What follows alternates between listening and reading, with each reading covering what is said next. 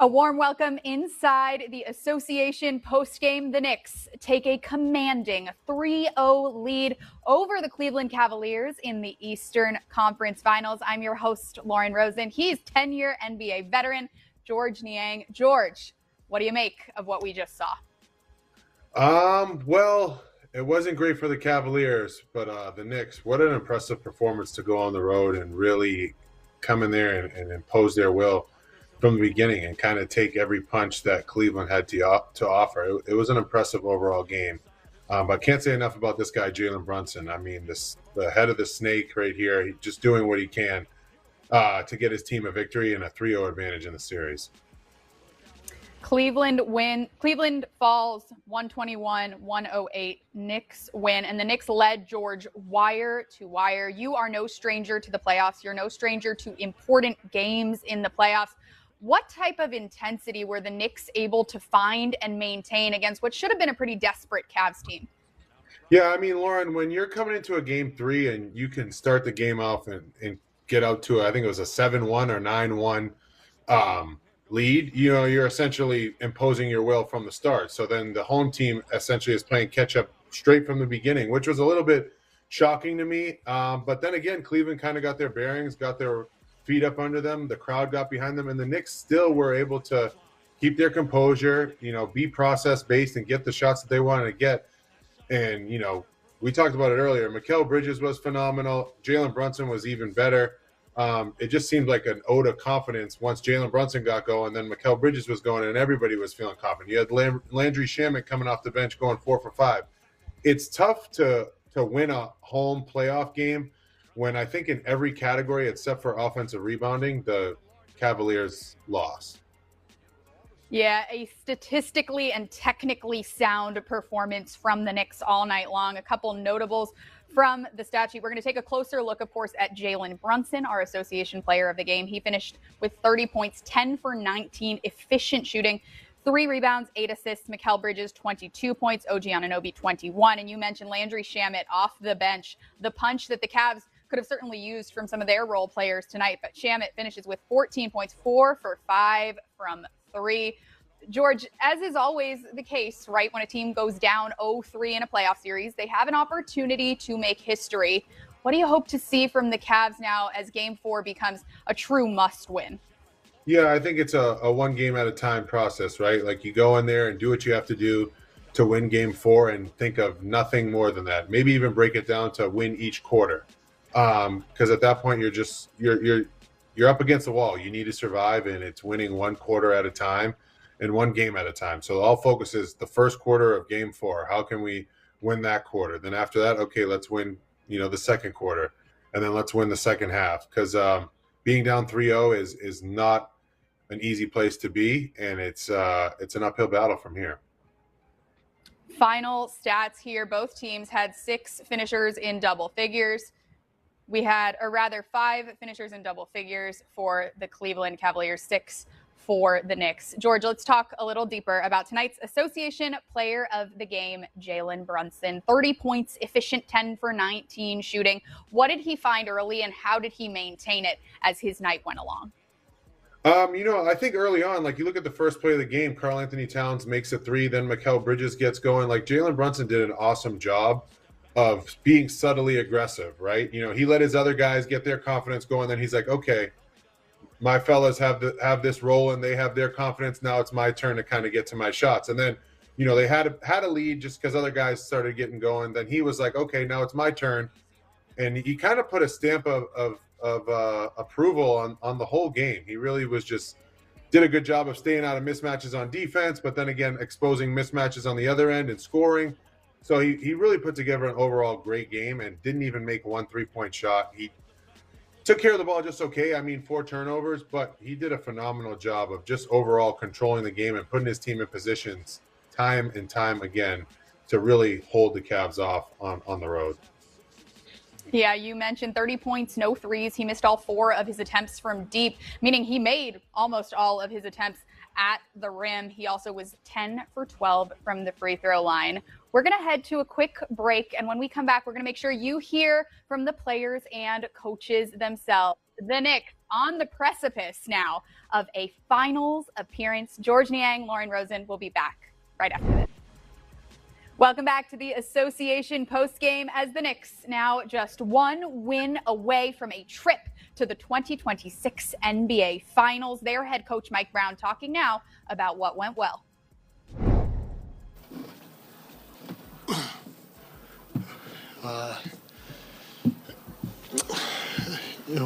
Our guys played a good game. Chris Gent challenged our guys to start the game right, especially with the execution of the first play. And our guys did it. Our guys, they were locked in from the beginning of the game, and it showed through that first offensive play, through the first few minutes of the game. We got a lot of great contributions from our guys. Josh was the connector that he was. 9 rebounds, 5 assists, 4 steals. OG was fantastic. He hit some timely buckets for us. Play after play after play after play. He had 21. He was really, really good. 7 rebounds, and he did a pretty good job of trying to keep Allen off the glass. That's who he matched up with. Cat, he was our hub offensively. 7 assists, zero turnovers. He was really good for us offensively and defensively. The 3 steals, but his ability to fire back in the pick and roll situation was really good. Mikal, he just got to his spots. Mikal got to his spots all night. He hit big shot after big shot. And on top of that, he had 6 rebounds, and then trying to defend James, Hall of Famer, without fouling him. This really good ball game from Mikal. Jalen, he's MVP. He's an MVP candidate. He's supposed to do what he did tonight. He's got to go score it, or he's got to command a double team and make the game easier for everybody else. Our bench, everybody that came on the floor, they played great minutes for us, but I got to take my hat off to Landry. We put him on the floor in Josh's spot. They're paying a lot of attention to Jalen. Somebody's going to be open if the floor is spaced, and we're getting off the ball in a timely manner. And literally, because of the way they're playing D, we're just playing conceptually. We're really trying to play fast, trying to space the floor the right way, trying to touch the paint, trying to make quick decisions with the basketball. So we're just doing a great job playing out of our concepts, especially when they're blitzing, soft blitzing, kind of zoning up, and doing different things defensively. But Landry was huge. And then, on the other end of the floor, he's got to match up with a guy like Donovan Mitchell, which is a tough cover for anybody. And you're not going to stop him, but you got to work your tail off. And Landry's trying to work. 2 things happened in the second half. I thought throughout the whole game, I thought we did a good job of trying to play fast. We want to play fast against these guys at every opportunity we can get. We don't want to go against their set defense all the time, so we got to keep trying to play fast. And then our guys did a better job in the second half of trying to defend without fouling. They tried to show their hands and lead with their chests, and we got to continue to do that in Game 4.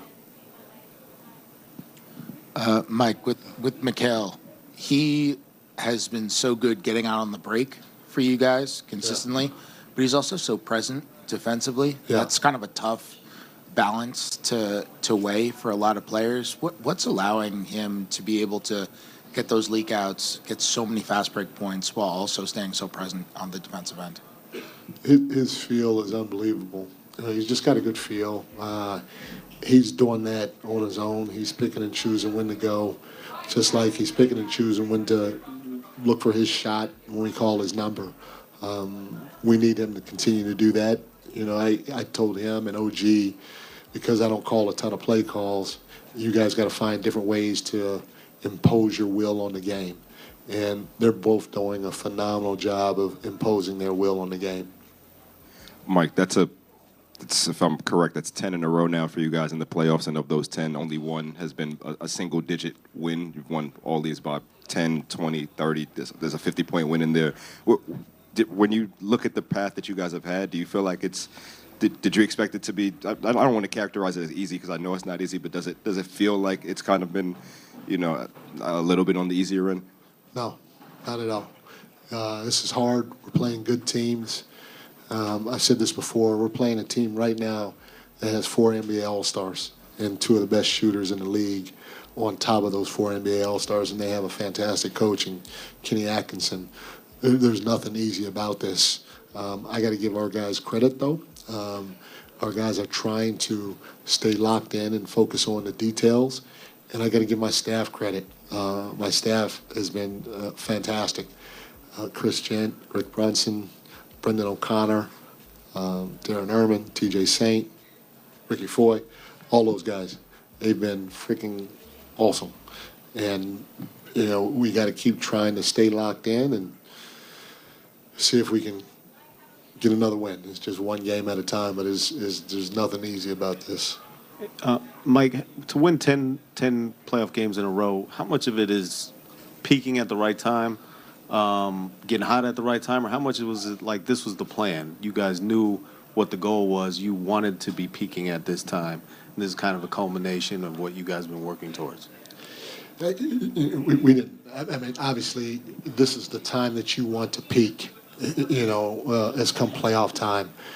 But it just happens. I mean, when I was with Golden State, I think we won 10 or 11 in a row. And it wasn't anything that we planned, It just happened. Your players are connected. They're sacrificing. They're doing the things I always talk about. They're holding each other accountable. They're believing in the process.